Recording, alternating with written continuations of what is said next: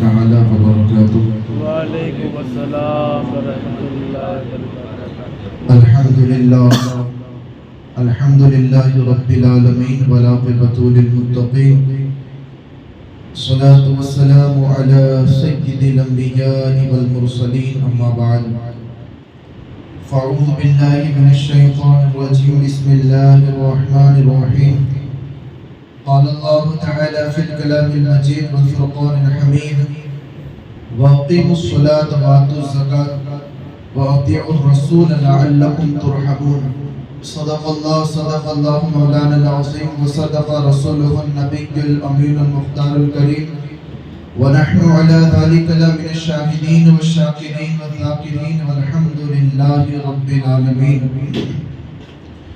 نصاب عشق و وفا سیدہ خدیجہ ہے، قرار شاہ دنا سیدہ خدیجہ ہے، اور بلا شبہ ہے خدیجہ وہی جدہ سادات. بلا شبہ خدیجہ ہے جدہ سادات، بنائے آل ابا سیدہ خدیجہ ہے. اور لٹا دے دین، لٹا دے دولت اسلام کی بقا کے لیے، لٹا دے دولت اسلام کی بقا کے لیے، لٹا دے دولت اسلام کی بقا کے لیے. معین دین خدا سیدہ خدیجہ ہے، معین دین خدا سیدہ خدیجہ ہے. اور در کرم سے کوئی بھی نہیں گیا خالی، در کرم سے کوئی بھی نہیں گیا خالی.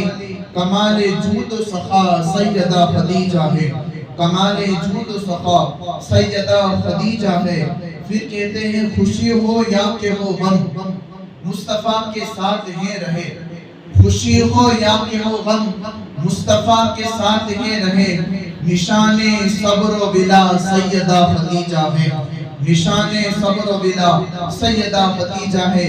اور مٹیں گے تیرے مشاہد تمام رنج و علم، مٹیں گے تیرے مشاہد تمام رنج و علم. کہ درد و غم کی دوا سیدہ خدیجہ ہے، کہ درد و غم کی دوا سیدہ خدیجہ ہے. قرار شاہ دنا سیدہ خدیجہ ہے. خطبہ مسنہ کے بعد میں نے جس آیت مقدسہ تلاوت کرنے کا شرف حاصل کیا ہے، اس کے تحت کچھ معروضات پیش کرنے سے قبل آئیے ہم اور آپ انتہائی عقیدت و احترام کے ساتھ ہم ساری کائنات مرکز عقیدت مصطفیٰ جان رحمت شمع بزم ہدایت شب اسرا کے دلہن و شاہ بزم جنت دانہ سبل مولا گل ختم الرسل آب قل انبیاء جان و دل اصفیاء مطلع ہر سعادت مقطع ہر سیادت خلاصہ کائنات فخر موجودات یعنی کہ جناب پاک احمد مجتبی محمد مصطفیٰ ارواح نافدہ صلی اللہ تعالی علیہ وسلم کے بارگاہ بقسمنا میں والہانہ انداز میں درود پاک کا نذرانہ پیش کرے اور پڑھے اللہم صلی علی سیدنا نبینا و مولانا محمد صلی اللہ صلی اللہ تعالی علیہ وآلہ وسلم. نبی اور آل نبی پر ایک بار اور محبت سے درود پاک پڑھے اللہم صلی علی سیدنا مولانا محمد کما تحب و ترضى صلی علیہ صلو علیہ صلاۃ و سلام علیہ یا رسول اللہ صلاۃ و سلام علیہ یا حبیب اللہ صلی اللہ تعالی علیہ وآلہ وسلم. آج ماہ رمضان مبارک کا دوسرا جمعہ اور 9 تاریخ یعنی کہ 9واں روزہ ہے. اللہ مجدہ الکریم ہمیں اس مبارک مہینے میں زیادہ سے زیادہ نیکیاں کرنے کی توفیق عطا فرمائے. میں نے قرآن پاک کی آیت مقدسہ تلاوت کی ہے جس میں اللہ سبحانہ وتعالی ارشاد فرماتا ہے وَأَقِيمُوا الصَّلَاةَ وَآتُوا الزَّكَاةَ وَأَطِيعُوا الرَّسُولَ لَعَلَّكُمْ تُرْحَمُونَ. کہ بے شک نماز قائم کرو، زکوٰۃ ادا کرو، رسول کریم صلی اللہ تعالی علیہ وسلم کی فرما برداری کرو، اس امید پر کہ تم پر رحم کیا جائے. اس آیت مبارکہ میں اللہ سبحانہ وتعالی نے 2 چیزوں کی طرف ہم انسان کو راغب کرنے کا کہا ہے. سب سے پہلی یہ کہ زکوٰۃ اور دوسری یہ کہ اپنے محبوب کی فرما برداری. زکوٰۃ ایسی چیز ہے کہ ہر ایک مالی کے نصاب پر زکوٰۃ واجب ہے، زکوٰۃ فرض ہے. اگر انسان زکوٰۃ نہیں نکالے گا، جیسے ہر چیز کی ایک پاکی ہوتی ہے، انسان اگر ناپاک ہو جائے تو پانی سے غسل کرے تو وہ پاک ہو جائے گا، ویسے ہی اگر انسان اپنی مال کمانے کے بعد اگر اس مال کو پاک کرنا چاہتا ہے تو اس مال کی وہ زکوٰۃ نکالے، اللہ تبارک و تعالیٰ زکوٰۃ نکالنے کے طفیل اس کے مال کو پاک فرما دے گا۔ اب دیکھیے اس آیت مقدسہ میں اللہ تبارک و تعالیٰ نے تمام ایمان والوں کو نماز قائم کرنے، زکوٰۃ ادا کرنے کا حکم فرمایا ہے۔ گویا نمازی مسلمان کو یہ آگاہ کیا جا رہا ہے کہ اے نماز پڑھنے والے، اگر تو چاہتا ہے کہ تیری نماز اللہ سبحانہ و تعالیٰ کے بارگاہ میں قبول ہو جائے تو جو مال تجھے اللہ نے عطا کیا ہے اس کی زکوٰۃ ادا کر، پھر پیارے رحمت صلی اللہ تعالیٰ علیہ وسلم کی اطاعت اور فرما برداری کر، اس امید پر، اس انعام پر کہ اللہ تجھ پر رحم کرے۔ زکوٰۃ ادا کرو، نماز پڑھو، تاکہ جو تم نماز پڑھتے ہو وہ زکوٰۃ کے طفیل تمہاری نماز قبول ہو جائے، اور حضور صلی اللہ تعالیٰ علیہ وسلم کی فرما برداری کرو اس بنا پر کہ اللہ ہم پر رحم فرمائے۔ یاد رکھو یارو، ہم پر جو یہ اللہ کی یہ رحمتیں ہیں، یہ عظمتیں ہیں، یہ سکون کی جو ہم آرام کی زندگیاں گزار رہے ہیں، اس میں ہمارا کوئی انعام نہیں ہے، بلکہ یہ حضور صلی اللہ تعالیٰ علیہ وسلم کا ہم پر کرم ہے، حضور کا ہم پر رحم ہے۔ اس وجہ سے آج اللہ ہم پر جو ہے عذاب نہیں نازل فرماتا، ورنہ اپنے اگلی امتوں کے احوال کو جب سنا ہوگا، آپ نے پڑھا ہوگا تو آپ کو پتہ چلے گا کہ رات کو کوئی قوم گناہ کرتی تھی، صبح پوری قوم تباہ و برباد ہو جاتی تھی۔ آج دیکھ لیجیے سینکڑوں ہمارے سامنے ایسی نیوز آ رہی ہے کہ فلاں ایک بندے نے یہ گناہ کیا ہے، فلاں بندہ اس کام میں ملوث تھا، فلاں شراب پی رہا تھا، فلاں یہ کر رہا تھا، فلاں وہ کر رہا تھا، لیکن اس کے باوجود بھی اللہ کا عذاب ڈائریکٹ ہم پر نہیں آتا۔ اس کی وجہ کیا ہے؟ صرف حضور صلی اللہ تعالیٰ علیہ وسلم کی کرم فرما، حضور ہم پر رحم فرما رہے ہیں، اس وجہ سے ہم پر جو ہے اللہ کا عذاب نہیں آتا۔ تو خیر آج بات کرنی ہے ہمیں زکوٰۃ پر کہ زکوٰۃ دینے سے اللہ ہمیں کون کون سے انعامات عطا فرماتا ہے، اور زکوٰۃ نہ نکالنے سے اللہ ہم سے جو ہے کون کون سی نعمتوں سے جو ہے ہمیں محروم کر دیتا ہے۔ زکوٰۃ دینا ایک ایسا کار خیر نیک عمل ہے کہ جس کے ذریعے اللہ سبحانہ و تعالیٰ زکوٰۃ دینے والے بندے کو ہدایت کی نعمت اور اس کے کاروبار میں خوب رحمتیں اور برکتیں عطا فرماتا ہے۔ جیسا کہ قرآن پاک کا ارشاد ہے، جس کا مفہوم یہ ہے کہ ہدایت اور خوشخبری ایمان والوں کو جو نماز پڑھتے ہیں، زکوٰۃ دیتے ہیں اور آخرت پر ایمان لاتے ہیں، یعنی کہ ان لوگوں کے لیے اللہ سبحانہ و تعالیٰ کی طرف سے خوشخبری ہے جو نماز بھی قائم کرتے ہیں اور آخرت پر ایمان بھی لاتے ہیں اور زکوٰۃ نکالتے ہیں۔ اور آگے سن لیجئے کہ جو بندہ زکوٰۃ نہیں نکالتا اب وہ کون کون سے گناہوں میں مبتلا ہوتا ہے، اس کو بھی سن لیجئے۔ زکوٰۃ اس پر واجب ہے جس کے پاس 7.5 تولہ سونا یا 52.5 تولہ چاندی ہو، یا 7.5 تولہ کی جو قیمت اس زمانے میں جو ہوتی ہے اتنی قیمت اس کے پاس ہو، یا 52.5 تولہ چاندی جو اس زمانے میں جو اس کی قیمت لگائی جائے اتنی قیمت اس کے پاس ہوگی، تو اس صورت اس پر زکوٰۃ واجب ہو جائے گی، اس صورت میں اس پر زکوٰۃ واجب ہو جائے گی۔ اب سن لیجیے جس پر زکوٰۃ واجب ہے اس پر اللہ کون سے انعامات نازل فرماتا ہے، اور جو زکوٰۃ نہیں نکالتا اللہ اس پر کون کون سے نعمتوں سے اس کو جو ہے محروم کر دیتا ہے۔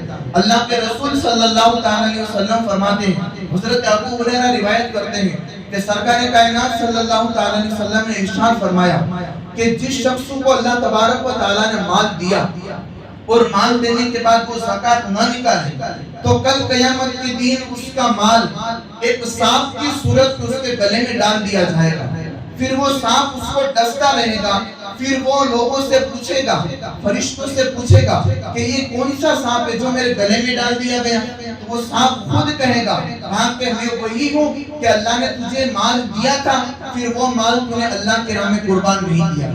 اب آپ لوگ سوچ سکتے ہیں کہ معمولی سا ایک کیڑا اگر ہمیں کاٹ لے تو ہم اس کی تپش کو برداشت نہیں کر سکتے، ایک کیڑا ہمیں کاٹ لے، سانپ ہم دیکھ لے تو ہم بھاگ جاتے ہیں، ایک بچھو دیکھ لے تو ہم بھاگ جاتے ہیں۔ اب وہ سانپ گنجا سانپ ہمارے گلے میں ڈال دیا جائے گا اور پھر وہ ہمیں ڈستا رہے گا، اور وہ عذاب اس پر مسلط کیا جائے گا جو اللہ نے جس پر انعامات نازل فرمائے، جس کو اللہ نے مال دیا ہے، جو زکوٰۃ نہیں نکال کے اللہ اس پر یہ عذاب مسلط فرمائے گا۔ اس لیے یارو ہمیشہ اللہ نے اگر مال دولت سے نوازا ہے تو جس طریقے سے شریعت مطہرہ کے جو احکام ہے اس کے مطابق ہمیں جو ہے زکوٰۃ نکالنی ہے۔ ایک نام آپ نے سنا ہوگا حضرت طالبہ، یہ حضور صلی اللہ علیہ وسلم کے پاس آئے اور آ کر کہا کہ حضور دعا کیجئے کہ مجھے جو ہے بہت سارا مال مل جائے۔ حضرت طالبہ نے جب حضور سے کہا تو حضور نے کہا کہ طالبہ جتنا مال اللہ نے تمہیں دیا ہے اسی میں اللہ کا شکر بچا لاؤ، اگر زیادہ مال تمہیں دے دیا گیا تو اللہ کو تم چھوڑ دو گے، اللہ نے جو انعامات تم پر کیے ہیں، جو تم نماز روزے رکھتے ہو تم اس کو جو ہے اگنور کرنے لگو گے۔ تو حضرت طالبہ وہاں سے جو ہے وہ چلے گئے۔ جانے کے بعد دوسرے دن پھر آئے طالبہ، کہا کہ حضور کہ مجھے دعا کیجیے کہ میرے مال میں برکت ہو جائے۔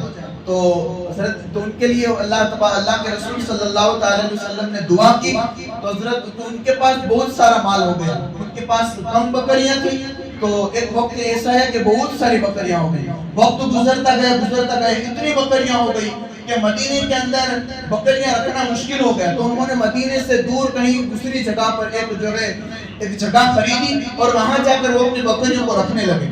جب مال بڑھ گیا، آمدنی زیادہ آنے لگی تو نمازیں چھوڑنے لگے۔ پہلے ظہر چھوڑی، فجر چھوڑی، عصر چھوڑی، مغرب چھوڑی، عشاء چھوڑی، یہاں تک کہ ساری نمازیں چھوڑ دی۔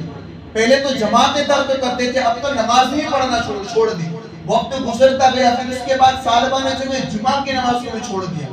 اب جو ہے اللہ کے رسول صلی اللہ علیہ وسلم نے کہا کہ چلو اب زکوٰۃ نکالنے کا وقت آ گیا ہے۔ زکوٰۃ جس کو اللہ نے مالی کے نصاب بنایا ہے، شریعت مطہرہ کے مطابق زکوٰۃ نکالی جائے، تو سب نے زکوٰۃ نکالی۔ نکالنے کے بعد حضور نے کہا کہ طالبہ سے بھی جاؤ اور اس کے پاس سے بھی جو ہے زکوٰۃ وصول کر کے لے کر آؤ۔ جب لوگ گئے طالبہ کے پاس تو طالبہ نے کہا کہ میں زکوٰۃ نہیں نکالوں گا، میں زکوٰۃ نہیں نکالوں گا، اس لیے کہ یہ مال میں نے اپنے بلبوتے پر حاصل کیا ہے۔ جب طالبہ کا یہ جواب سنا صحابہ نے تو حضور کے پاس گئے اور حضور سے کہا کہ یا رسول اللہ صلی اللہ علیہ وسلم، طالبہ نے اس طرح کا جواب دیا۔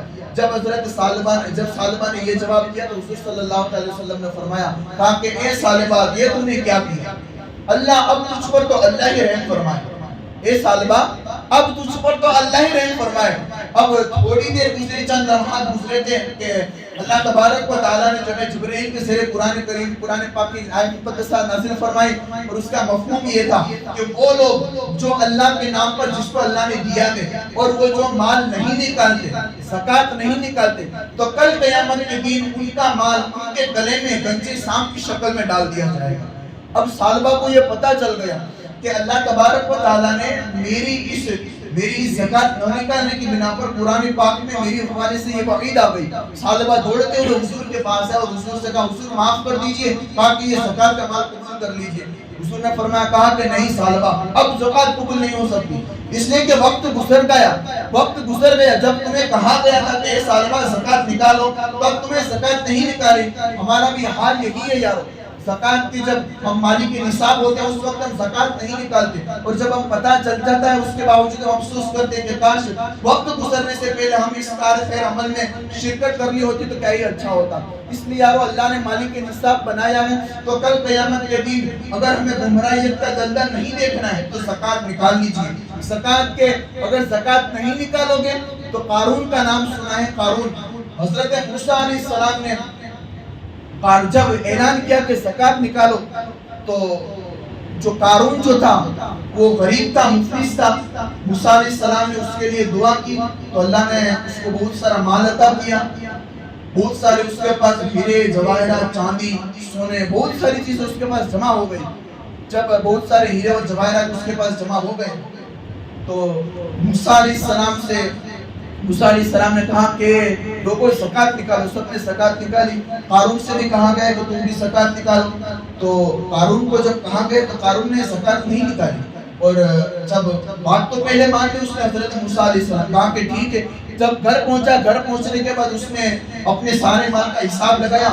حساب لگانے کے بعد اس نے دیکھا کہ اتنے اور اتنے مال میں اتنی زکوٰۃ نکلتی ہے، تو دیکھا تو بہت سارا مال جو ہے زکوٰۃ کے اندر ضائع ہو جاتا ہے۔ حالانکہ اس کی سوچ تھی، حالانکہ زکوٰۃ نکالنے سے مال ضائع نہیں ہوتا بلکہ زکوٰۃ نکالنے سے اللہ ہمارے مال میں برکت عطا فرماتا ہے۔ تو بہت سارا مال زکوٰۃ کے لیے نکلا تو اس نے ایک سازش رچی اور اس نے کہا کہ ہم زکات کا مال نہیں نکالیں، اس لیے کہ بہت سارا مال زکات کے اندر چلا جائے گا۔ تو اس نے کیا کیا کہ زکات نکالنے سے انکار کر دیا، اور اس نے ایک فاحشہ عورت کو بہت ساری رقم دے کر تیار کیا اور کہا کہ یہ رقم لو اور تم نے جو ہے حضرت موسیٰ علیہ السلام کو بدنام کرانا ہے۔ کہا کہ موسیٰ نے میرے ساتھ یہ کام کیا، تاکہ موسیٰ نے جو ہے یہ اعلان کیا زکات وصول کرنے کا، وہ جو ہے زکات کو جو ہے وہ بند کر دے۔ اب جو ہے سب لوگ زکات کا مال لے کر دیار موسیٰ علیہ السلام میں حاضر ہوئے۔ حاضر ہونے کے بعد سب نے اپنا مال پیش کیا۔ حضرت موسیٰ نے جب کہا کہ قارون کھڑے ہو، تم بھی اپنا مال پیش کرو، تو قارون نے کہا کہ میں اپنا مال پیش نہیں کروں گا، میں زکات نہیں نکالوں گا، اس لیے کہ یہ میرا سارا مال میں نے اپنے بلبوتے پر حاصل کیا ہے، میں زکات نہیں نکالوں گا۔ اور جب اس نے یہ کہا کہ لوگوں کے سامنے اس نے کہا، پھر قارون نے کہا کہ دیکھو موسیٰ علیہ السلام ہمارا مال ہڑپ کرنا چاہتے ہیں، خود مالدار بننا چاہتے ہیں۔ کہا کہ ایسا نہیں ہو سکتا، کہا کہ ایسا ہی ہو سکتا ہے۔ پھر اس نے ایک عورت کو کھڑا کیا اور کھڑے ہو کر کہا کہ دیکھو موسیٰ نے میرے ساتھ یہ کام کیا ہے۔ جب موسیٰ علیہ السلام نے یہ سنا تو آپ خود جلال میں آ کر کہا کہ خدا وحدہ لا شریک کی قسم کھا کر بتا، کیا میں نے تیرے ساتھ یہ کام کیا ہے؟ جب موسیٰ علیہ السلام کا اس خاتون نے یہ جلال دیکھا تو جلال دیکھ کر معافی کے ساتھ کہتے کہا کہ موسیٰ مجھے معاف کر دیجئے، مجھے قارون نے جو ہے آپ کو بدنام کرانے کے لیے چند رقم دیے تھے، بس تاکہ اس وجہ سے تاکہ آپ نے جو اعلان کیا ہے زکات وصول کرنے کا وہ آپ جو ہے اس کو بند کر دیں۔ جب حضرت موسیٰ علیہ السلام نے یہ دیکھا تو لوگ بھی سوچنے لگے کہ قارون جس کو حضرت موسیٰ علیہ السلام کی دعا کی وجہ سے اللہ نے اتنی کامیابی عطا کی تھی، وہی قارون حضرت موسیٰ علیہ السلام پر برا بہتان لگا رہا ہے۔ اللہ کے بارگاہ میں موسیٰ نے دعا کی، موسیٰ علیہ السلام کی دعا قبول ہو گئی، موسیٰ علیہ السلام کی دعا قبول ہو گئی، اور حضرت قارون کو جو اللہ تبارک و تعالیٰ نے زمین کے اندر دھسا دیا۔ زمین کے اندر جیسے ہی دھسا تو جو اس کے لوگ تھے، جو اس کے چمچے تھے، ان لوگوں نے کیا کیا؟ کہا کہ موسیٰ نے قارون کو زمین میں اس لیے دھسا دیا تاکہ وہ اس کی پوری دولت کو ہڑپ لے۔ جب حضرت موسیٰ نے یہ سنا تو پھر حضرت موسیٰ نے اللہ کے بارگاہ میں دعا کی، کہا کہ پروردگار قارون کو جس طریقے سے تم نے زمین میں دھسا ہے ویسے ہی قارون کے ہیرے جواہرات سونے اور جتنا کہ اس کا مال ہے اس کو بھی تو زمین میں ڈوبے۔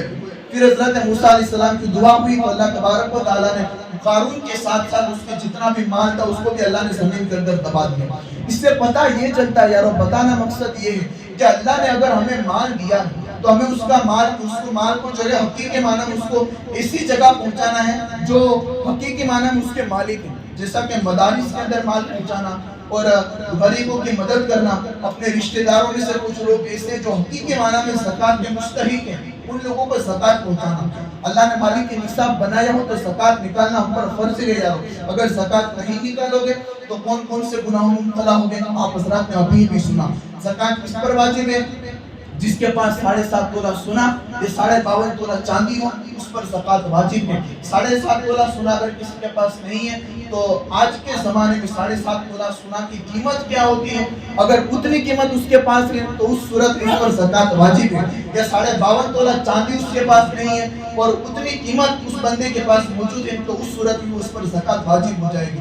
دوسری ایک بات یہ کہ اگر کوئی بندہ کسی بندے کے پاس مکان ہے اور ایک مکان کے علاوہ دوسرا ایک مکان ایسا ہے جو اس نے کرائے پر دیا ہوا ہے، تو جس مکان کے اندر وہ رہ رہا ہے چاہے وہ لاکھوں کا ہو، کروڑوں کا ہو، خربوں کا ہو، اس مکان پر زکات نہیں ہوگی۔